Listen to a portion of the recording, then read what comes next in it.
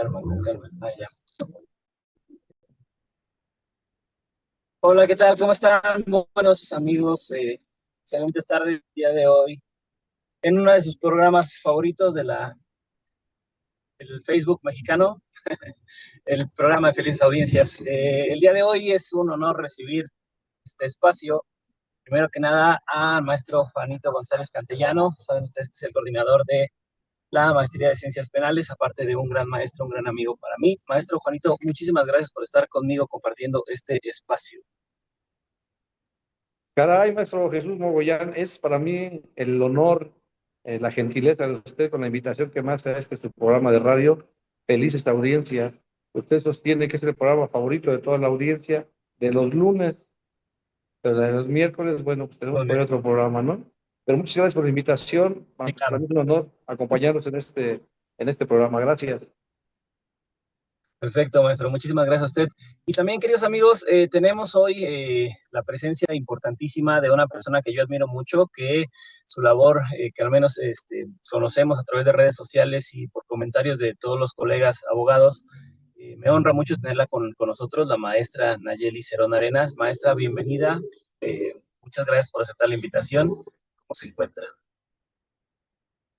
No, pues muchas gracias a usted, maestro Jesús Mogollán, por esta gran invitación. Me siento muy honrada y sobre todo pues con este tema que es muy controversial y que bueno, pues vamos a platicar esta tarde y a compartir tanto la experiencia en la práctica y a lo mejor nutrirnos también de cómo está por allá el estado de Guanajuato y otros alrededores, ¿verdad? Muchísimas gracias.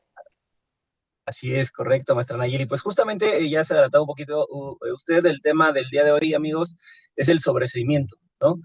¿Qué es el sobreseimiento, maestra Nayeli? Pues debemos entender, fíjense, sobreseer, como siempre decían nuestros maestros en la facultad, poner sobre algo, sobre una situación para que no tenga movimiento, ¿no? Pero en materia penal, lo hemos visto en la práctica, se ha tornado en las pocas audiencias que yo he visto, donde, reitero, son pocos los abogados que se aventuran a realizar la práctica de estas audiencias. Bueno, pues lo que se ha visto es como una segunda instancia, ¿no? Una segunda instancia en donde puede revisarse una vinculación al menos, o bien donde antes de la etapa intermedia podríamos decir tenemos suficientes datos de prueba, medios de prueba y que no nos dan para un juicio. Y esa es la parte que a mí me gustaría platicar el día de hoy. No sé si ustedes han visualizado esas tesis que para mí se me hacen contradictorias, pero a la vez abonan, o sea, son contradictorias en sí. ¿Por qué? Porque por un lado una me dice que no hay que argumentar para una valoración de prueba y por otra, la otra tesis me dice que sí se puede valorar la prueba, pero no el dato de prueba, pero no como dato de prueba, sino como medio de prueba. Entonces, eso es lo que a mí me llama la atención. La primer tesis que me gustaría que viéramos sería la 2026-781. Esta tesis es por el 16º circuito, precisamente en Guanajuato, emitida por el segundo tribunal colegiado, si no me equivoco, y viene de un amparo en revisión, el 112 del 2021, y en este, ¿qué nos dice? Bueno, este es muy importante porque ella nos dice, no se puede hacer un contraste probatorio. ¿En qué etapa?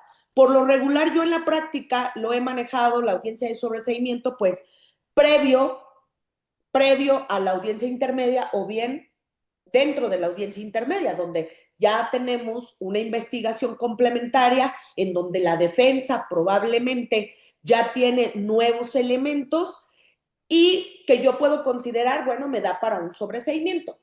Hay que analizar esas causales, nosotros ya las conocemos, del 327, ¿no?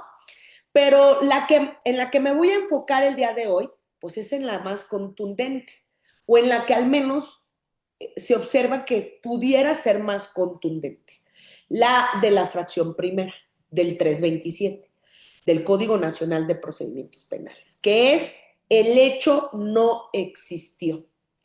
Y entonces, para establecer que el hecho no existió, y estamos hablando propiamente antes de la etapa intermedia, nos dice esta tesis, maestro Mogollán, nos dice, no se puede realizar un contraste probatorio en esta etapa. O sea, la intermedia es para depurar, no para sentenciar. O sea, si permitimos que el juez dice, valore pruebas aquí, no va a tener razón de ser el juicio oral.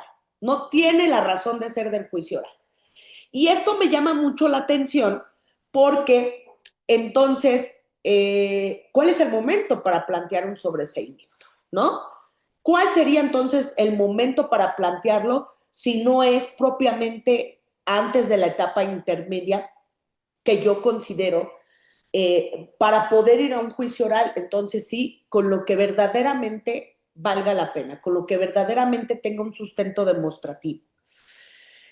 Y esta parte me llama mucho la atención de esta tesis porque me dice no puede haber un contraste probatorio. Yo no considero dable eso. ¿Por qué? Porque me dice, bueno, ¿qué elementos sí se pueden llevar o qué elementos sí pudiera yo tener? Dice, elementos supervinientes.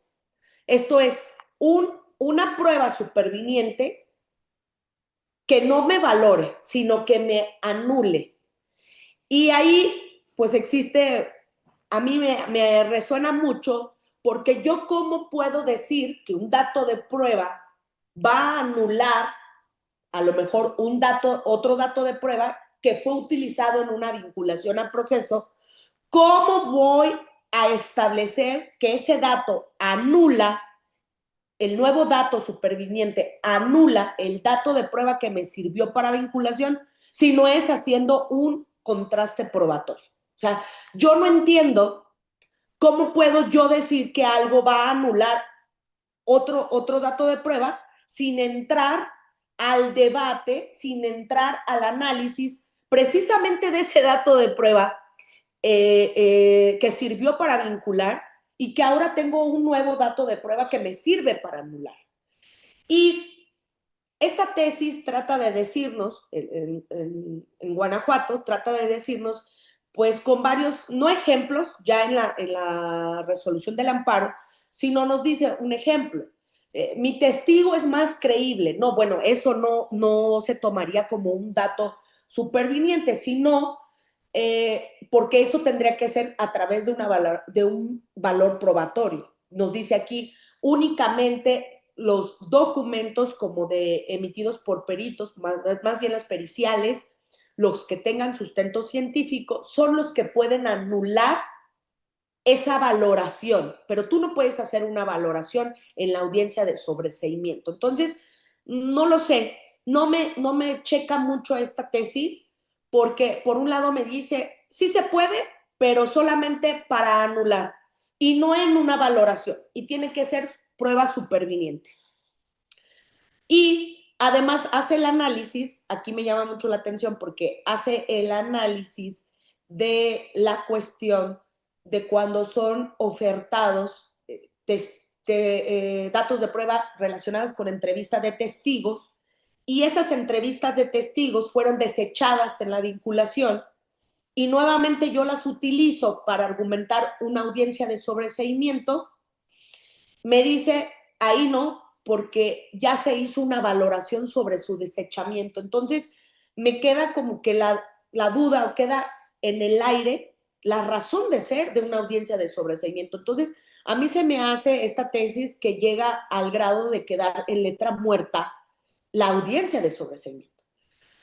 Y bueno, vamos a hablar que la prueba superviniente tiene que ser superviniente y que tiene que darnos como respuesta una anulación. Pero en cuanto a la otra tesis, que yo creo que se compagina y a la vez se contradice, que es la 2028-222, para el que la quiera leer, es del primer tribunal del sexto circuito, o sea, esto es de Puebla. Pues esta tesis, que yo les repito, para mí, dentro de la lectura y el análisis del amparo en revisión, me hace tener, primero, por una parte choca y por otra, pues podría abonar a establecer entonces cuál es la naturaleza de la audiencia de sobreseimiento. Nos dice aquí sí analiza la fracción primera del 327, que es cuando el hecho no sucedió. Y nos menciona que el estándar no es para anular, o bien, no se interpreta como anular, sino como un estándar de novedad, ya no de anular como la otra tesis. Y nos señala otra vez, ahora sí, que si esas entrevistas no son novedad, como el ejemplo que yo les ponía, en una vinculación en donde yo como defensa aporto unas entrevistas y me señalan que no, que me las desechan porque no, a lo mejor no tienen relación con la litis, con posterioridad, si soy nueva defensa y quiero aportarlas y lo único que tengo son entrevistas, porque hay que decir la verdad, hay hechos imputados donde únicamente se basan en entrevistas, no en una prueba científica, en los delitos sobre todo de bagatela, ¿no? Entonces nos dice esta tesis que no van a poder utilizar esas entrevistas ya, porque no basta que se desacredite un detalle. O sea, el dato nuevo debe tener el alcance de desvirtuar todo. Y las entrevistas, dice esta tesis, las entrevistas nunca van a tener la capacidad de desvirtuar todo. Sin embargo, les repito, hay hechos que la ley señala como delito imputados en donde la vinculación se basa meramente en entrevistas a testigos y a lo mejor una cuestión de daño psicológico, pero están los testigos. Entonces, ¿cómo yo puedo desvirtuar esas actas de entrevista, o sea, valorados en estándar de prueba? Y entonces nos dice que aquí tiene que desacreditar esa novedad del dato de prueba, toda la imputación, si no, no vale. Y nos dice que para que eso exista, pues evidentemente tiene que haber una contradicción, una valoración. Y entonces, fíjense, aquí como el Tribunal de Puebla, que yo considero que es más acertado que el Tribunal de Guanajuato, nos dice, sí, o sea, haz una contradicción, porque el juez tiene que valorar si es primero novedoso ese dato de prueba. Y luego, a través del principio de contradicción, vas a realizar una valoración. Eso es lo que me está diciendo. Pero me dice, no como dato de prueba. Me dice, tienes que, obviamente, sentar al medio de prueba para que la otra parte contrainterrogue, saque la información, tenga la oportunidad de en ese principio de contradicción, pues de su defensa o de defender a la víctima, de asesorar a la víctima, ¿no? Y la defensa sí también no se le cuarta esa posibilidad. Se me hace más acertada esta tesis, repito, porque aquí sí nos dice que tiene que haber un ejercicio argumentativo de contraste. Y aquí, pues sí me está diciendo que, pues, presente ese dato de prueba como medio de prueba para que sea interrogado y confrontado en sede judicial. ¿Para qué? Para que tenga una validez plena, ¿sí? Pero esta misma tesis me hace un candado y me dice, la valoración de la prueba únicamente es en juicio oral. Entonces, volvemos a quedar como el perro de las dos tortas, ¿no? O sea, entonces, ¿de qué sirve que tengamos el sobreseimiento que se puede argumentar en cualquier etapa del procedimiento penal si me vas a decir que te tienes que esperar hasta juicio oral? Y bueno, ¿qué podemos hablar sobre esto? Sobre qué es entonces un ejercicio argumentativo de contraste. Es esa técnica persuasiva, analítica, en las que se van a presentar dos puntos de vista. Entonces, me inclino más por la tesis de Puebla porque considero que sí debe haber esos dos puntos de vista, que son temas opuestos, que son sobre un mismo asunto y que el objetivo es analizarlos, compararlos. Vamos a resaltar esas diferencias para fortalecer la postura central. Y el juez sí o sí tiene que entrarle a esa valoración. Ahora, por un lado, la primera tesis me decía que no se tiene que entrar al análisis de lo que sucedió en la audiencia de vinculación a proceso. Sin embargo, en la práctica, fíjate, maestro Mogollán, que los jueces, de hecho tuve una audiencia hace poco al respecto sobre una audiencia de sobreseimiento, pero ahí el tema es diferente porque ya existe de un coimputado una resolución de amparo en donde el hecho no existió, ¿sí? Entonces, ahí la situación es diferente. Sin embargo, me decía el juez de control en audiencia, porque pues nos falta una, ¿cómo les diré? Una guía o que se pongan de acuerdo, ¿cómo vamos a resolver este tipo de situaciones?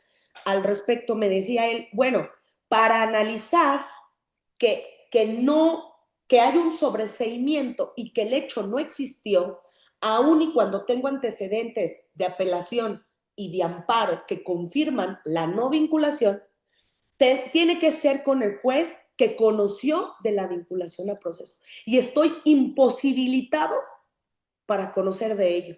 Dejo a salvo los derechos. Entonces, se me hace más certera esta tesis porque, pues, un juez de control, discúlpenme, un juez de control no puede decir estoy imposibilitado para conocer. O sea, tengo que escuchar la argumentación y hacer ese ejercicio de contraste, ¿verdad? De los dos puntos, tanto de defensa como de agente del Ministerio Público, pero no para una valoración como tal, sino para esa situación de novedad, de validez del dato de prueba, no como una nueva instancia, que es lo que se está pensando, que la audiencia de sobreseimiento es una nueva instancia, y no. Pero, por ejemplo, hablemos de un dictamen ginecológico, ¿no? Porque ya no estamos hablando de algo falso. Un dictamen ginecológico en un hecho que la ley señala como el delito de violación, en donde tenemos en una vinculación un dictamen que dice que tomó estas fotografías a través del videoscopio y que existe una lesión a las 9, existe una lesión a las 12, un ejemplo, y luego entonces se practica un metadictamen y me dice, oye, las fotografías tomadas no concuerdan con el tipo de lesión. Pero además las fotografías del videoscopio fueron tomadas a una niña de 3 años por estas circunstancias, porque tiene este tipo de descripción en las partes íntimas, etcétera. Fueron tomadas a una niña que aparentemente demuestra una edad de 12 años. Entonces, ¿qué me está diciendo esta audiencia de sobreseimiento? No vamos a tener la posibilidad de argumentar que probablemente no tengamos uno de los elementos. Ya no, el hecho no se cometió, sino no se da el elemento del delito, en este caso, no se da la conducta desplegada de la lesión o de la penetración por la vía anal, vaginal, etcétera. No podremos entonces argumentar esto antes de llegar a una audiencia de juicio. No lo sé.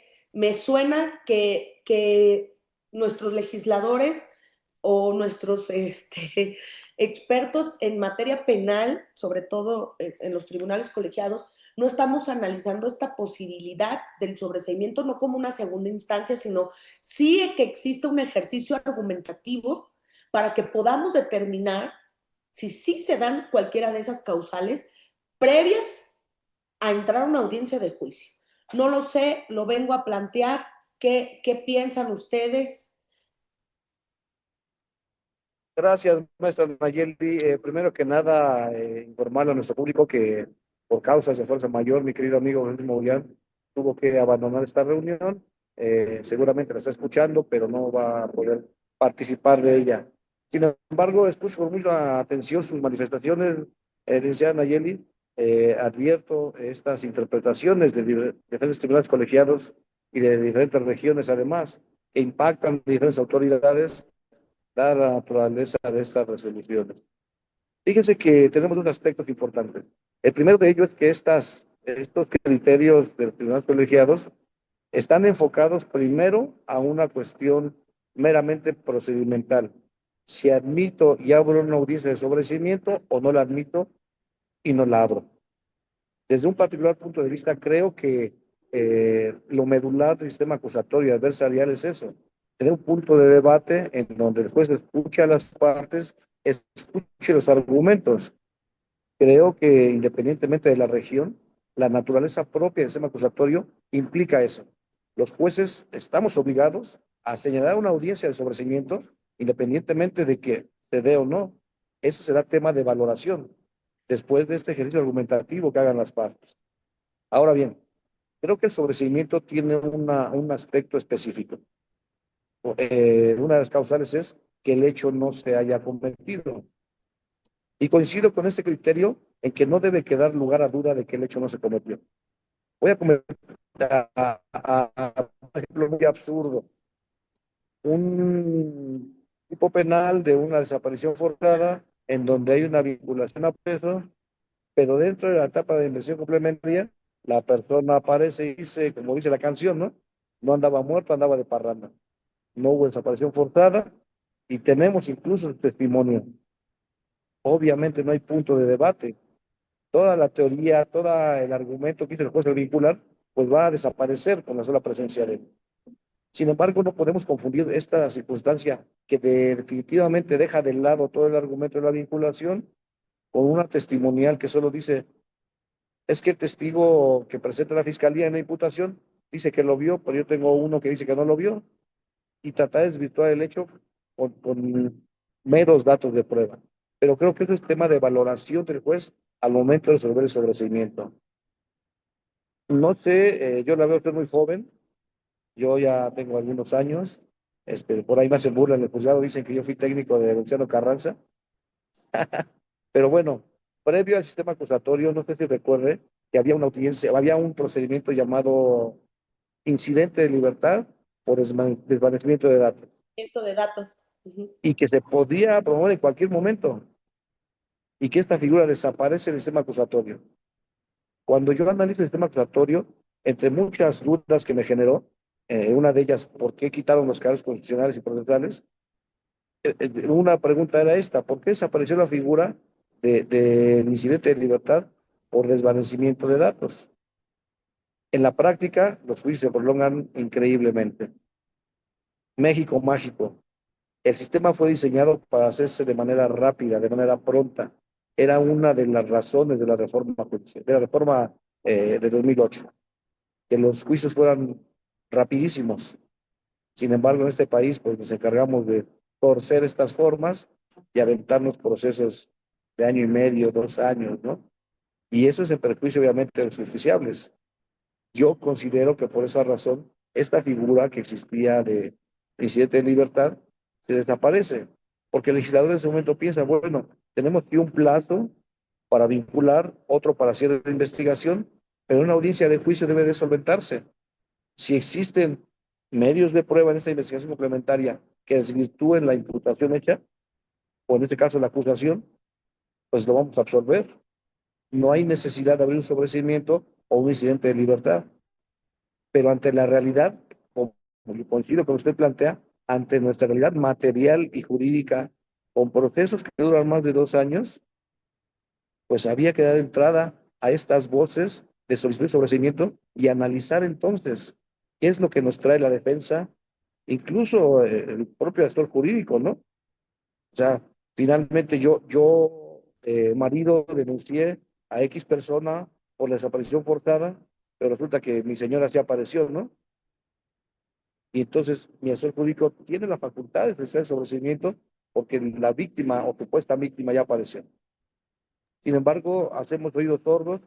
Creo yo, y lo digo con mucho respeto para mis homólogos jueces de toda la República, creo que a veces se convierte en un tema de pereza judicial. Nos da miedo entrarle al fondo de los asuntos, nos da miedo analizar estas causales de sobreseimiento y nos da miedo resolver. Y preferimos salirnos por la tangente y entonces hacer uso de estos criterios. Es muy aventurado de mi parte el poder criticar esos criterios de tribunales colegiados, pero también hay que decirlo.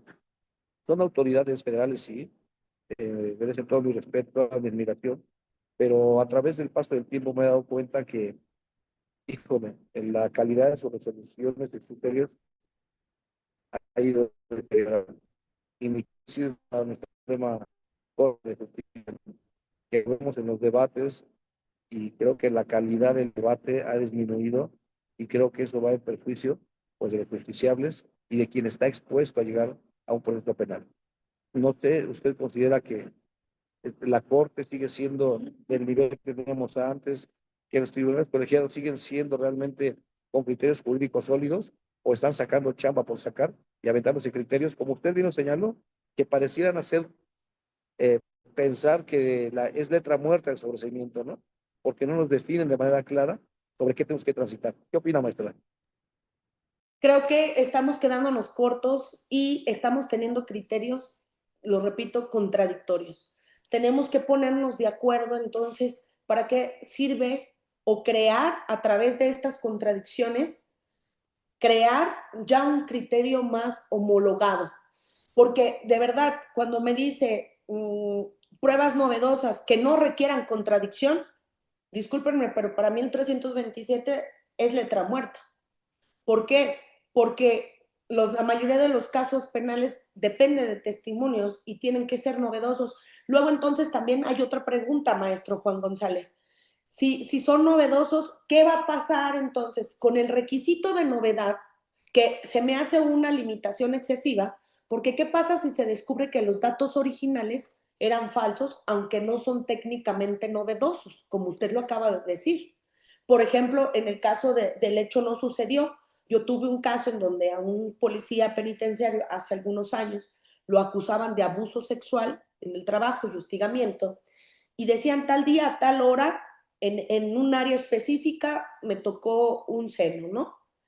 Y entonces llegan conmigo, ya vinculado a proceso, llega conmigo, hacemos una investigación complementaria muy buena, y resulta que ese día, a esa hora, la jovencita, la policía, pues ya había salido de su trabajo y ese día era el descanso de mi defendido. Entonces, pues frente a eso, frente a la lista de asistencias, digámoslo así, es una prueba nueva, sí, es una documental nueva, sí, pudiera entenderse según la primer tesis, es novedosa, tiene alcances de anulación total, por supuesto que sí, pero tiene que ir acorde a unas entrevistas que me digan efectivamente el lugar, la hora, qué estaba haciendo entonces. Si mi defendido no estaba aquí, pues estaba en otro lugar. Y forzosamente, el juez de control en aquella audiencia de sobreseimiento que yo solicité, forzosamente tuvo que entrar a esta cuestión argumentativa y al análisis que en aquel momento se tuvo de esa vinculación y estos nuevos datos que se consideran novedosos. Tuvo que entrar, o sea, fue un juez que le interesó, que verificó realmente si estos nuevos datos tenían el alcance para decir el hecho no existió. Pero no solamente el sobreseimiento se da, maestro, usted bien lo dijo, no solamente se da por la primera fracción. Yo vengo a hablar de la primer fracción, el hecho no sucedió. Pero ¿qué pasa con esta cuestión cuando el hecho probablemente sucedió, pero no hubo intervención delictiva? O sea, no hubo autoría o participación, ¿no? O no hubo, o no se están dando los elementos del tipo penal, llámese elementos objetivos, normativos, etcétera, ¿no? Como usted bien lo ha mencionado. Entonces, forzosamente el juez tiene que entrar a una cuestión argumentativa, si bien no como una segunda instancia, pero sí bajo el principio de contradicción. No considero que debe limitarse ese ejercicio tanto para asesoría como para defensa. Y bueno, hago otras preguntas que me vienen a la mente respecto de esto. ¿Debería el juez de control entonces tener una facultad más amplia para evitar que casos claramente débiles lleguen a juicio? ¿O es correcto que su papel únicamente se limite como a un filtro administrativo, como sugieren estos criterios? Porque a mí se me hace que nada más los está limitando como verifica esta situación administrativamente, pero no le entres a lo que es tu chamba, que es analizar, que es verificar bajo ese principio de contradicción. Si es un dato de prueba contundente o bien un medio de prueba contundente para pues, no llegar a juicio. No lo sé, me queda mucho la duda en este tipo y hemos creado, también es esta otra pregunta, hemos creado entonces un estándar imposible donde el sobreseimiento solo existe para errores garrafales del Ministerio Público y no para una defensa técnica basada pues en estos hechos, en controvertir los hechos. Justo, maestra, justo. Creo que todo esta problemática, todo este tema, tiene que ver más que allá de la figura o las facultades podrías del juez de control. Las facultades ahí están. Yo insisto, es un tema de pereza judicial o de ignorancia o mala interpretación. No podemos reducir o pensar que surja un nuevo dato de prueba, un nuevo medio de prueba que anule todo sin entrar a un principio de contradicción. Es la naturaleza del procedimiento penal, el principio de contradicción. Sí es cierto que yo necesito como juez un dato de prueba que anule todo, que sea incuestionable, pero el término incuestionable no quiere decir que no sea debatido. Es necesario ese ejercicio de confrontación, esa igualdad de armas, ese procedimiento adversarial para escuchar a las partes. Y después de escucharlas, después de desahogado este dato de prueba, yo tenga entonces la facultad de analizar si efectivamente con este dato novedoso voy a dejar de lado todo lo que ya habíamos visto en la vinculación a proceso. Sin embargo, yo advierto que estos criterios de los ciudadanos colegiados y de estos jueces que no se animan a entrar al fondo del sobreseimiento tienen que ver más con un tema de pereza judicial o de inseguridad jurídica, ¿no? O sea, yo pues no estoy seguro y entonces la inseguridad jurídica ya no es para las partes, es para mí, ¿no? Y es terrible actuar a veces las autoridades. ¿Sabe algo, maestra? Y yo me atrevo a decirlo con mucha convicción. A veces cuando tenemos autoridades superiores en tribunales de alzada o en tribunales colegiados que más allá de entrarle a un razonamiento lógico jurídico, buscan ahora las formas técnicas de quitar los asuntos de encima, es decir, reposición de plazos, cédulas profesionales, reposición de procedimiento, porque la audiencia la pusimos después del 10º día, en fin, una serie de cosas que nada tienen que ver con el hecho real, que los tribunales colegiados no se animan a entrar al fondo de los asuntos, estamos abusando de estas figuras. Y entonces ahora los jueces de control dicen, bueno, pues si el tribunal colegiado lo hace, ¿por qué yo no? Y entonces me salgo por la tangente, no le entro al fondo, ni siquiera doy cabida a que la defensa pueda desahogar este dato de prueba. Y entonces desde, como bien lo señala usted, administrativamente le doy palo, ¿no? Y pues pobre cristiano, que se vaya hasta el juicio y a ver cómo le va.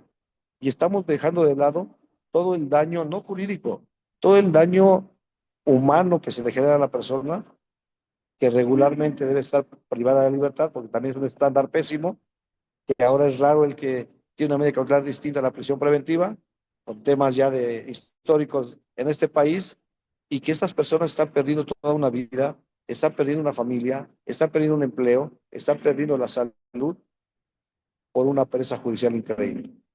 Tenemos las cárceles del país saturadas, infinidad de personas que no han podido ser sentenciadas, porque seguimos retrasando procedimientos, porque nos sigue dando miedo entrarle a temas como este, que yo creo que, digo, una solicitud de sobreseimiento no implica que necesariamente deba otorgarlo, implica que tengo que escuchar a las partes y entonces entrar a esta función argumentativa, no solo escuchar a las partes, sino ahora a mi autoridad me toca argumentar por qué sí o por qué no. Pero pues lo más fácil, maestra, es fingir demencia y decir no es procedente, ¿no? Lamentable. Sin embargo, comentaba en días pasados en clase, maestra, no sé si usted comparte este criterio conmigo, últimamente con esto de las reformas a la Constitución, Se ha hablado mucho de que los contrapesos de los poderes ejecutivo y legislativo del Poder Judicial, pero a mí me surgía la pregunta, ¿quién es el contrapeso del Poder Judicial? Y yo sostengo que el contrapeso del Poder Judicial son los abogados postulantes. Son ustedes quienes tienen que hacer esa batalla, quienes tienen que hacer el ejercicio de apelar, de amparar, se dice a la agresión, a la queja, de agotar todos los medios ordinarios y ordinarios para lograr crear esa conciencia jurídica en los nuevos operadores judiciales. Es inadmisible, digo, ni qué decir la reforma, ¿verdad? Yo no quiero juzgar a mis compañeros jueces que fueron electos de manera popular porque hay capacidad, hay conocimiento, quizá no hay práctica, pero no en todos. En algunos no hay nada. No hay nada y está resolviendo barbaridades, ¿no? Barbaridades de vincular a una víctima a proceso, ¿no? Creo que hay mucho que pensar, creo que hay mucho que trabajar por parte de los abogados postulantes y creo que son ustedes que tienen que hacer la batalla increíble. Los jueces se visten con una toga, pero la toga no les da la verdad absoluta. Y son ustedes quienes tienen que hacer este ejercicio. Los tribunales colegiados, pues sí, son autoridad máxima, debemos respetar sus criterios cuando ya alcanzan ese carácter de jurisprudencia, pero también se equivocan. Tan se equivocan que la Suprema Corte viene y corrige la plana. Y me voy a atrever o a aventurar a decir más allá, diría por ahí mi querido amigo Irving Gaitán, bajo el riesgo de parecer ridículo, también la Corte se equivoca. Tan se equivoca que la Corte Interamericana vino y nos dio un zape con la prisión preventiva. Entonces, creo que tenemos que hacer estos ejercicios forzadamente. Yo entiendo, maestra, que a veces el cliente se desespera, que a veces el cliente quiere un procedimiento rápido, que no le importa un abreviado que se declare culpable o acepte el hecho atribuido, porque lo que le busca es sacar a su familiar de la cárcel. A veces decimos, oye, ¿por qué te fuiste a un procedimiento abreviado? Pues si tú tenías todos los elementos, los medios de prueba para llegar a juicio y demostrar tu inocencia. Y la gente dice, pues es que a mí me dijeron que era lo más rápido, porque una abreviada era la mínima reducida y entonces alcanzaba un tipo de dispositivo o alcanzaba un beneficio y yo me quiero salir de la cárcel. No importa que digan que yo sí cometí el hecho delictuoso. Es lamentable. El sistema es fallido, sí. Es fallido no por la esencia del sistema, sino por la operación de quienes estamos al frente de ello. ¿O tiene alguna otra opinión, maestra? No, está en lo correcto, maestro Juan González. De hecho, siempre he considerado, yo fui agente del Ministerio Público aquí en la capital de San Luis Potosí, cuando empezaba el nuevo sistema, y siempre he considerado que, bueno, fui Ministerio Público de carrera, entonces siempre he considerado que una persona que se postula para un puesto para el que no tiene la capacidad de estar, empezamos, la honestidad comienza por ello, ¿no? Por saber para qué sí tengo capacidad, para qué sí estoy capacitado, he tomado formación. Y ahora pues no es tan capacitados, ahora tienen que capacitarse. O sea, ya están en el puesto, tienen que ponerse a estudiar. Y como bien lo dijo usted, nosotros ahora como abogados litigantes, pues somos los que vemos estos errores en las audiencias, los que podemos lograr un cambio muy, muy difícil porque ahora no solamente es el sistema en sí el que a veces está en contra, sino es la no comunicación adecuada con quien está resolviendo, que muchas veces tú puedes ir preparado en estos temas o puedes ver cómo se ha suscitado varios casos y puedes tener la solución, puedes argumentarla adecuadamente, pero a lo mejor, como usted lo dijo, maestro Juan González, no nos entiende el que está resolviendo. O sea, no sabe de estos temas, no conoce a nivel internacional estos criterios o no le interesa de plano, como bien lo dijo usted, no le interesa. Entonces aquí el punto es, ya estás en el puesto, hazte cargo del puesto, ponte a estudiar, ponte a verificar qué está pasando y bueno, pues entrarle en estos temas que para mí se me siguen haciendo novedosos, que creo que la depuración de los procesos, porque ¿qué está pasando ahorita? Que se nos está viniendo muchísimos asuntos ya en prescripción. Y hace mucho tiempo, maestro, tuve la oportunidad de capacitarme en Colombia, estamos hablando del 2018, y yo recuerdo que allá, en el nuevo sistema, ya se estaban saturando todos los asuntos en prescripción, puras prescripciones. Ya no llegaban a las audiencias, entonces yo decía, no creo que a México le pase eso. ¿Y qué estamos viendo, maestro? Eso. Estamos viendo que hay mucha inactividad ya por parte de las fiscalías, los asesores jurídicos que son particulares y que tal vez ellos tengan que decir, es mi obligación y tengo más tiempo, no están haciendo investigación, no están solicitando esas audiencias, pero además estamos saturados ya de audiencias también, en donde creo que lo más importante, lo que realmente tenga peso jurídico en materia penal, es lo que debe llevar a juicio y no a lo mejor asuntos de bagatela que nosotros podemos darnos cuenta que a lo mejor se está dando un sobreseimiento y llegamos a juicio y que es una sentencia absolutoria, pero eso ya lo veníamos ver durante el desarrollo del procedimiento y no quisimos entrarle a un análisis de un posible sobreseimiento. Entonces, yo dejo, como bien lo dijo usted, son tesis aisladas finalmente, que les repito, pueden decir que son contradictorias, pero a la vez no lo son, pero a la vez sí lo son, y nos siguen dejando en la nada jurídica. Entonces, nosotros somos los que debemos hacer o tapar esa laguna para establecer criterios que se homologuen a nivel nacional, ¿verdad? No lo sé, maestro Juan González, pues ese es el tema que yo traía aquí el día de hoy. No sé si alguien quiera hacer alguna pregunta, en algo podamos sumar en esta transmisión de Radio Sicaju al aire.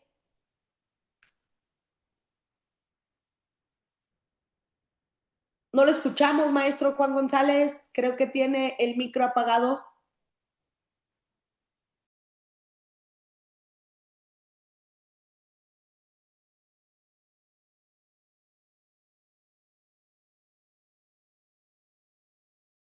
Creo que tengo problemas con mi conexión, no sé. Ya lo ¿Ya me escuchamos, maestro. escucha, maestra? Ya lo escuchamos, ¿Ya maestro. me escucha? Justo. Le decía yo que justo estos programas de Chicago tienen como objeto generar contenido, no solo a manera de clase, no somos brillos la verdad absoluta, queremos generar estos puntos de debate, queremos ser criticados de manera sana para generar nuevos criterios, nuevos conceptos y avanzar juntos. Siempre he dicho que si la norma no se juzga, el derecho no avanza. Tenemos que criticar la norma, tenemos que criticar a las autoridades, tenemos que generar nuevos criterios. Como usted bien lo señaló, es increíble que en este momento México esté atravesando por una situación excesiva de prescripciones de la prevención punitiva, de la acción penal e incluso de las penas por inactividad procesal. Y yo no puedo culpar a los ministerios públicos, ¿eh? A veces decimos que el MP es muy flojo y no hace nada. Había que ver las causas y el origen de todo esto. Un ministerio público que llega a un turno y que se aventó sus 24 horas y que tuvo 6 detenidos y que todavía tiene que ir al juzgado, a su audiencia inicial y que le han vinculado a los 6 y que se han aperturado estos plazos para investigación complementaria y esto le pasa cada tercer día y va sumando asuntos y su fiscal regional o el general no comprende que hay una excesiva carga de trabajo y no hay nombramientos, ¿no? Los ministerios públicos se pueden apuntalar y ayudar con las cargas laborales.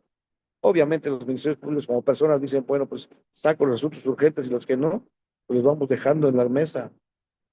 Y cuando menos damos cuenta el tiempo ya pasó.